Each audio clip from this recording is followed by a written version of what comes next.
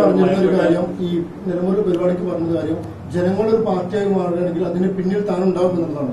പിന്നീട് കഴിഞ്ഞ ദിവസം MLA തന്നെ ഒരു രാഷ്ട്രീയ പാർട്ടി പ്രഖ്യാപനം നടത്തി.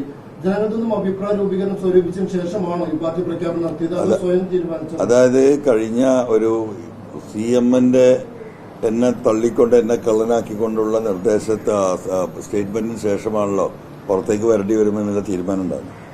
അന്ന് തൊട്ടുള്ള നമ്മുടെ ആലോചനയും കമ്മ്യൂണിക്കേഷനുമാണ്. നിങ്ങളടക്കമുള്ളവർ പറഞ്ഞിരുന്നത് നമ്മൾ ഏതെങ്കിലും ഒരു രാഷ്ട്രീയ പാർട്ടിയിൽ പോകും. CPM ലീഡർഷിപ്പ് പ്രചരിപ്പിച്ചിരുന്നത് നമ്മൾ ലീഗിലോ കോൺഗ്രസിലോ പോകും. അപ്പം ആ ഒരു സാഹചര്യം ഇവിടെ ചർച്ച ചെയ്യപ്പെട്ടുകൊണ്ടിരിക്കുകയാണ്. അപ്പം നിലമ്പൂരിലെ സമ്മേളനത്തിൽ ഞാൻ പറഞ്ഞു, ജനങ്ങളൊരു പാർട്ടിയായി മാറുകയാണെങ്കിൽ ഞാനതിന് അണിയായി നിൽക്കും. അതിൽ നിന്നും ഒരു വ്യത്യാസമില്ല. ഇപ്പം സംഭവിച്ചുകൊണ്ടിരിക്കുന്നത് എന്താണെന്ന് വെച്ചാൽ കഴിഞ്ഞ കുറച്ച് ദിവസങ്ങളായിട്ട് എനിക്ക് വലിയ സമ്മർദ്ദം ജനങ്ങളുടെ, ഈ പറയുന്ന എല്ലാ രാഷ്ട്രീയ പാർട്ടിയിൽപ്പെട്ടവരാണ്.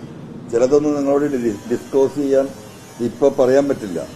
ഇവരൊക്കെ ഇനി നാളെ പൊതുസമൂഹത്തിൽ പെട്ടെന്നൊരു പ്രത്യക്ഷപ്പെടുമ്പോഴാണ് നിങ്ങൾക്ക് മനസ്സിലാക്കുക.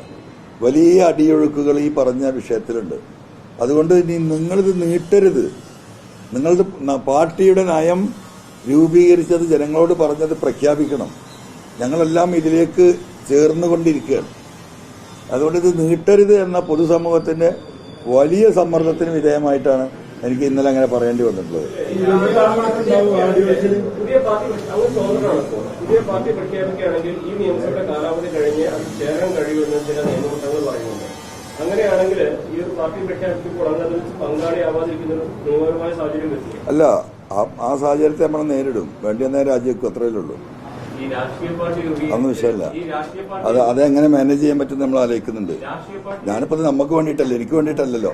അതിലിപ്പോ ഒരു MLA പണി പോകണി പോട്ടെ, ഞാനത് വിഷയാക്കുകയല്ല. നമ്മൾ ഈ ഒരു പോരാട്ടമാണിത്. ഈ പോരാട്ടത്തിന്റെ മുന്നിൽ നിന്ന് നയിക്കാൻ ഈ 3 അക്ഷരം വേണമെന്നുള്ള അഭിപ്രായം എനിക്കില്ല. അതാണ് നിയമമെങ്കിൽ ആ നിയമത്തിന് വിധേയമായി എന്ത് നടപടിയാണോ ഞാൻ സ്വീകരിക്കേണ്ടത് ഞാൻ സ്വീകരിക്കും. അതുകൊണ്ട് ഇപ്പൊ നമുക്ക് ഈ പോരാട്ടം നിർത്താൻ പറ്റുമോ? ഇതിൽ ഇന്നലെ UDF പറഞ്ഞത് പാർട്ടി രൂപീകരിക്കുകയാണെങ്കിൽ ആ വിഷയം ഗൗരവമായി ചർച്ച ചെയ്യുന്നുണ്ട്. പ്രാഥമികമായി തന്നെ കുഞ്ഞാലിക്കുട്ടി സാഹിബ് പ്രതിപക്ഷ നേതാവൊക്കെ ആയിട്ട് ചർച്ച ചെയ്തു എന്നതാണ്. അപ്പോ ഇപ്പോഴത്തെ കേരളത്തിന്റെ പശ്ചാത്തലത്തിൽ ഒരു മുന്നണി സംവിധാനത്തിൽ നിന്നുകൊണ്ട് മാത്രമേ പ്രവർത്തിക്കാൻ കഴിയുള്ളൂ എന്ന് വിശ്വസിക്കുന്നുണ്ടോ, അതോ പൂർണ്ണമായിട്ട് സ്വതന്ത്രമായിട്ട് അങ്ങനെ പോകാൻ കഴിയും? ഇല്ല, ഞാനതൊന്നും ഇപ്പം ആലോചിക്കുന്നില്ല. പൂർണ്ണമായിട്ട് സ്വതന്ത്രമായിട്ട് പോകാൻ കഴിയുന്ന രാഷ്ട്രീയ സാഹചര്യം ഇപ്പം നമ്മൾ അസസ് ചെയ്താലില്ല. നീ അങ്ങനെ ഒരു സാഹചര്യം ഉണ്ടെങ്കിൽ അപ്പൊ അതിനെക്കുറിച്ച് ആലോചിക്കും.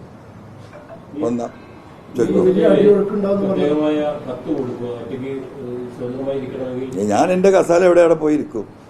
സ്പീക്കർ അവിടെ ഇരിക്കണ്ടോ, കത്തുന്ന എവിടെ ഇരിക്കാൻ പറഞ്ഞാൽ അവിടെ ഇരിക്കും. ഞാൻ കത്തൊന്നും കൊടുക്കുന്നില്ല. ഈ വലിയ അടിയൊഴുക്കുണ്ടാവും പറഞ്ഞല്ലോ. ഇപ്പൊ നിലവിലുള്ള ഇടതുപക്ഷത്തിനോ അല്ലെങ്കിൽ UDF വലിയ ആരെങ്കിലും തങ്ങളൊപ്പം ചേർന്നുള്ള വിവരങ്ങളോ അല്ലെങ്കിൽ അങ്ങനെ ചർച്ചകളൊക്കെ ഉണ്ടായിട്ടുണ്ടോ? ഒരുപാട് ആഗ്രഹമുള്ള ആളുകൾ ഈ വിഷയത്തിൽ നമ്മൾ ഉയർത്തുന്ന ഈ നിലപാട് 100% ശരിയാണെന്ന് വിശ്വസിക്കുന്ന ഉത്തരവാദിത്തപ്പെട്ട നേതാക്കൾ ഇവരൊക്കെ ഇതിലുണ്ട്.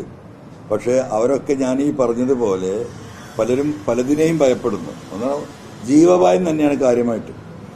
ആ നാട്ടിൽ ജീവിക്കാൻ കഴിയില്ല. ചിലരൊക്കെ എന്നോട് പറഞ്ഞത്, സഖാവേ ഒരു രക്ഷയില്ല, നമ്മളെ കുടുംബത്തെ അങ്ങ് നാറ്റിക്കും. അത് നാറ്റിച്ച കുറെ പഴയ കഥകൾ പഴയ ലീഡർസ് പാർട്ടി വിട്ടപ്പോൾ പോയപ്പോൾ പറഞ്ഞു, നിങ്ങൾക്കൊക്കെ അത് നേരിടാനുള്ള ശേഷി നിങ്ങൾക്കുണ്ട്, നമ്മളൊക്കെ തകർന്നു പോകും. അങ്ങനെ തന്നെ പറഞ്ഞു, നമ്മളൊക്കെ തകർന്നു പോകും, നമ്മളെ മക്കളൊന്നും പുറത്തിറങ്ങാൻ കഴിയാത്ത വിധത്തിലാവും. അതുകൊണ്ടാണ് സഖാവേ നിങ്ങൾ കുറച്ച് മുന്നോട്ട് എന്നിട്ട് ഒന്ന് ഇതിലൊന്നും എന്താ പറയാ, ഒരു തിരമാല ഒന്ന് അടങ്ങിയാൽ ഞങ്ങളൊക്കെ അതിലേക്ക് വരാം എന്ന് തന്നെ പറയുന്നത്.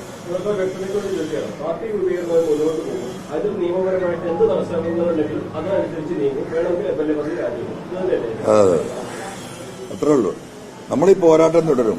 ആ പോരാട്ടം തുടരാൻ MLA പദവി നിയമപരമായി തടസ്സമാണെങ്കിൽ ഈ സാധനം എടുത്ത് അങ്ങോട്ട് കൊടുക്കും, അത് പിടിച്ചോന്ന് പറയും. ഈ പോരാട്ടമായിട്ട് നമ്മൾ മുന്നോട്ട് പോകും, യാതൊരു തർക്കമില്ല.